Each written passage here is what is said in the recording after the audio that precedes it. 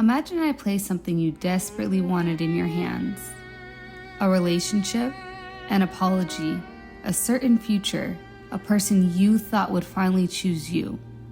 And then I told you, you can have this, but you cannot close your hand.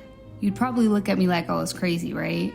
Because how are you supposed to keep something without holding on to it? But that's exactly what detachment asks of you. To stop gripping.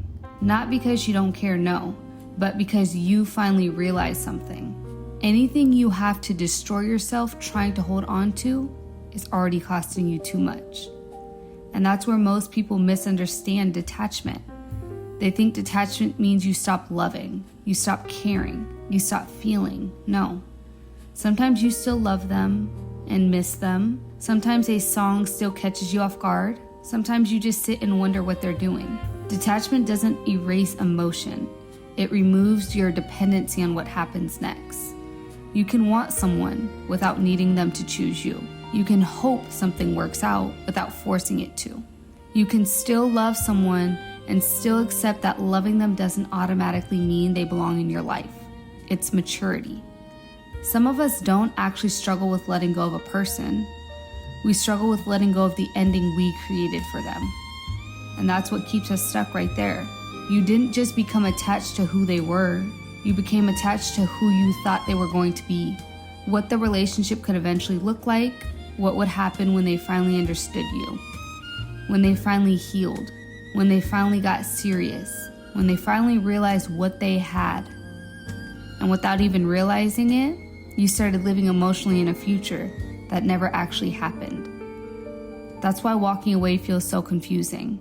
You're grieving something you technically never even had. A relationship that never actually happened, a version of them that never actually arrived, a conversation you thought would change everything, an apology you rehearsed over 1 million times receiving, a future your mind already decorated. That's a strange kind of heartbreak, right? Because there's no photographs of that life, no memories, nothing physical to bury, but you still have to grieve it. And sometimes that's what detachment really is. Accepting that potential is not a promise. Think about how exhausting attachment can become. You start monitoring everything, their tone, response time, whether they viewed something, whether they're acting different or pulling away, whether they're even thinking about you. And slowly, your emotional state starts depending on information you cannot control. One text makes your entire day. One silent day can ruin it.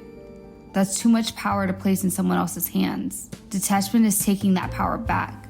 Not by pretending you don't care, but by deciding. Your behavior is information.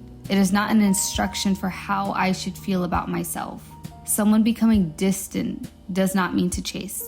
Someone becoming inconsistent does not mean to prove yourself more. Someone becoming confused about you doesn't mean more convincing. Sometimes their behavior requires absolutely nothing from you. You observe it, you believe it, and you make decisions accordingly. That's called detachment. And here's the uncomfortable part about it all. Sometimes we stay attached because uncertainty gives us something certainty doesn't. It gives us hope. As long as that door is cracked open just a little bit, anything can happen. And hope can become addictive when reality hurts. Because reality might require you to accept an answer you didn't want. But there's a strange freedom that comes when you stop negotiating with what already happened. They didn't choose you. Okay. They weren't ready. All right. They couldn't give you what you needed. Well, okay then. It doesn't mean you're happy about it, no. It means you've stopped trying to rewrite it. There are things in your life you will never receive a satisfying explanation for. You will waste years waiting for life to make sense. Or you can decide that that place doesn't require a complete explanation. And maybe this is where your life changes, when things stop being requirements for you to move forward. Because imagine how powerful it would be to wake up and realize, I don't need today to go my way in order for me to be okay. There's that detachment again. I can apply for the opportunity and survive the rejection. I can love so deeply and survive the ending. I can make plans and adjust when life changes them. I can want something without worshiping the outcome. I can be disappointed without becoming destroyed. That kind of woman is difficult to shake. Not because nothing hurts her, no. Things absolutely do hurt her, believe me. She just stopped making permanent homes inside temporary disappointments. So maybe don't ask yourself how to stop caring. That's the wrong goal. Care, love so deeply, hope, dream big and feel everything. Just keep your hand open. Let people show you who they are without trying to edit them. Let situations unfold without forcing them into the shape you imagined. Let people leave if leaving is what they choose.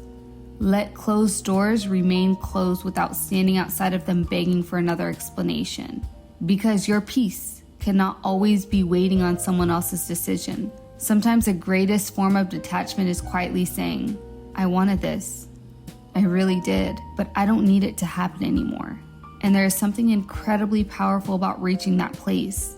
Because now, if it stays, you can appreciate it. If it leaves, you can grieve it. If it changes, you can adjust accordingly. And if life gives you something completely different than what you pictured, you can still become someone you're proud of. That is detachment. Not an empty heart, not bitterness, not pretending you never cared, just an open hand and the courage to let life decide what stays in it.